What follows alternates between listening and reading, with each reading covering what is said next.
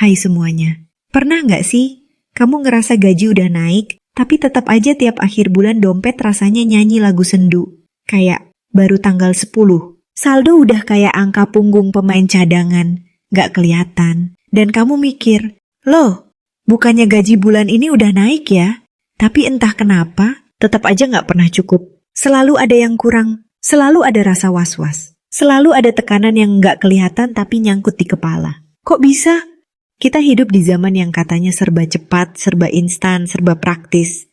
Tapi yang nggak pernah praktis itu ya keuangan. Apalagi kalau ngomongin gaji. Dulu, waktu gaji masih kecil, kita mikir, kalau gaji aku udah segini, pasti hidup lebih tenang. Terus naik, dan ternyata nggak juga. Tenangnya cuma 2 hari setelah gajian. Habis itu, balik lagi ke mode bertahan hidup. Banyak orang nggak sadar kalau masalah keuangan bukan sekadar tentang jumlah uang yang masuk. Tapi tentang pola, tentang cara kita mikir soal uang, tentang kebiasaan yang udah kita bentuk sejak dulu, kadang bahkan tanpa sadar. Gaji naik? Oke. Tapi gaya hidup juga ikut naik, nggak sadar. Dikit-dikit pengen nyoba tempat makan baru. Nggak lagi mikir 2 kali kalau beli kopi seharga makan siang. Langganan streaming tambah 2, 3, biar lengkap. Tiba-tiba tagihan muncul dari segala arah, dan kita bengong, kok banyak banget ya? Ada istilah yang disebut lifestyle inflation atau inflasi gaya hidup. Ini kejadian umum yang sering banget menjerat orang tanpa mereka sadari. Setiap kali gaji naik, pengeluaran juga ikut naik. Bukan karena kebutuhan makin banyak, tapi karena keinginan yang selama ini tertahan akhirnya bisa dilepas. Kita ngerasa punya izin buat lebih boros karena merasa, toh sekarang aku mampu. Padahal realitasnya bukan soal mampu atau enggak, tapi soal prioritas. Dan seringkali prioritas kita nggak jelas, karena kita terlalu sibuk ngejar rasa pantas di mata orang lain. Kita pengen kelihatan berhasil, pengen kelihatan naik kelas. Padahal, kita sendiri belum beres berdamai sama konsep cukup versi diri sendiri. Kita bingung bedain mana kebutuhan, mana keinginan, mana yang penting, mana yang cuma impulsif. Kita juga jarang nanya hal penting ke diri sendiri. Tujuan keuangan aku sebenarnya apa sih? Banyak dari kita kerja keras tiap hari, tapi nggak pernah tahu apa yang lagi dikejar. Gaji masuk, langsung keluar. Seolah-olah uang itu cuma numpang lewat, bukan tinggal, bukan bikin pondasi. Dan dari situ, siklusnya berulang. Gaji naik, pengeluaran naik, tekanan naik. Ujung-ujungnya capek. Bukan cuma fisik, tapi juga mental. Dan yang bikin tambah runyam sekarang tuh banyak banget tekanan dari dunia maya. Lihat orang lain liburan, kita pengen juga. Lihat orang lain beli barang baru, kita gatel juga. Ada rasa takut ketinggalan, fear of missing out. Padahal yang kita lihat itu sering cuma highlight. Sisi terang dari hidup orang lain yang nggak pernah nunjukin cicilan mereka, tagihan mereka, atau kebingungan mereka tiap akhir bulan. Kita hidup di era ilusi kemapanan, di mana orang bisa tampil seolah mapan, padahal hutangnya segunung. Di mana barang branded jadi penanda sukses, padahal sukses itu seharusnya dilihat dari seberapa tenang kamu tidur, bukan dari merek sepatu kamu. Tapi susah banget ngelawan godaan itu, karena validasi sosial itu candu. Kita pengen diterima, kita pengen dianggap berhasil.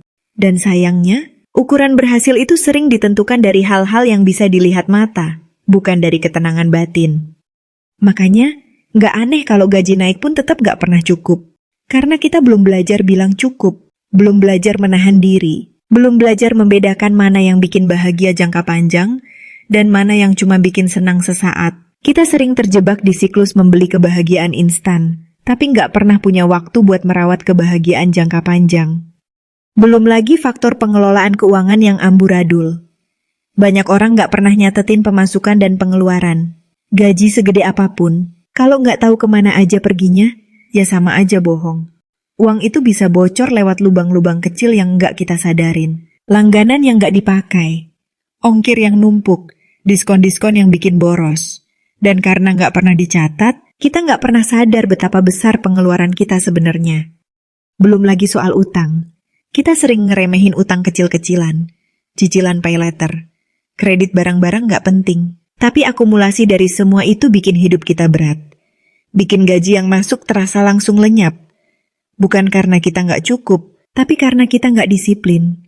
Dan tanpa disadari, kita hidup buat bayar masa lalu. bukan buat membangun masa depan. Masalahnya kita juga jarang terbuka soal ini.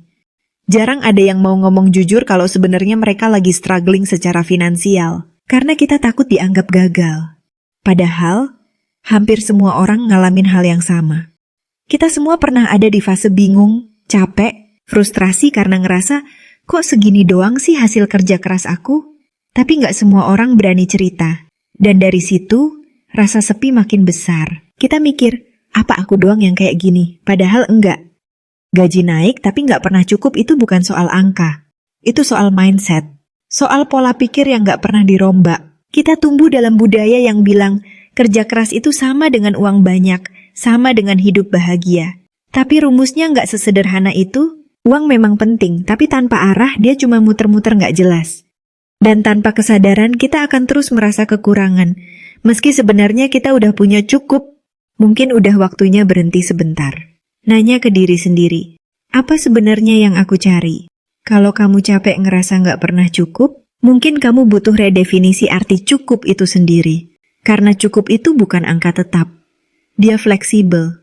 Dia berubah sesuai fase hidup. Tapi dia harus punya makna. Harus ada ukurannya di hati, bukan cuma di dompet. Dan jangan salah, ngerasa nggak cukup itu wajar. Kita semua punya keinginan, punya impian. Tapi jangan sampai keinginan itu ngebutuhin pengorbanan yang terlalu mahal. Jangan sampai kita kerja mati-matian cuman buat ngasih makan ego. Cuman buat dapetin pengakuan dari orang yang bahkan gak peduli beneran sama kita. Jadi, kalau gaji kamu naik tapi kamu masih ngerasa sesak, coba tarik napas dalam-dalam. Jangan langsung nyalahin penghasilan. Lihat ke dalam. Mungkin ada pola lama yang belum kamu ubah. Mungkin ada luka finansial masa lalu yang belum kamu sembuhin. Mungkin kamu terlalu keras sama diri sendiri. Atau justru terlalu lunak. Coba bikin peta. Keuangan itu kayak perjalanan. Kalau nggak tahu tujuan, ya bakal muter-muter terus. Tetapkan arah. Mau kemana? Punya dana darurat nggak? Punya target tabungan? Mau pensiun kayak gimana? Jangan biarkan hidup kamu ditentukan oleh dorongan sesaat. Bangun sistem, atur pengeluaran, sisihkan sebelum habis. Dan yang paling penting, jangan bandingin hidup kamu sama orang lain. Kamu nggak pernah tahu isi rekening mereka, tapi kamu tahu isi kepala kamu. Itu yang lebih penting. Gaji naik seharusnya jadi alat, bukan jebakan. Dia bisa jadi kunci menuju kebebasan finansial, tapi juga bisa jadi rantai yang bikin kamu terikat lebih dalam. Semua tergantung cara kamu memakainya. Jangan buru-buru nambah gaya hidup, tambah dulu kesadaran, tambah dulu kontrol diri, tambah dulu rasa syukur. Karena kadang, yang bikin hidup kita berat bukan karena kita nggak punya cukup, tapi karena kita lupa berhenti. Lupa bersyukur, lupa melihat bahwa cukup itu bukan soal punya semuanya, tapi soal bisa menikmati apa yang udah dimiliki. Akhirnya, hidup bukan tentang siapa yang paling tinggi gajinya, tapi siapa yang paling tenang tidurnya, siapa yang gak panik tiap lihat saldo, siapa yang bisa bilang ini cukup, aku bahagia. Semoga bermanfaat, see you di next video.